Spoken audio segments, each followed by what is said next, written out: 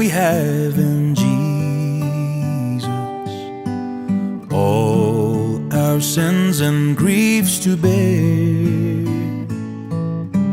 What a privilege to carry everything to God in prayer.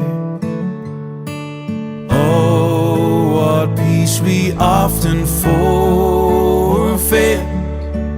Oh, what needless pain we bear. All because we do not care.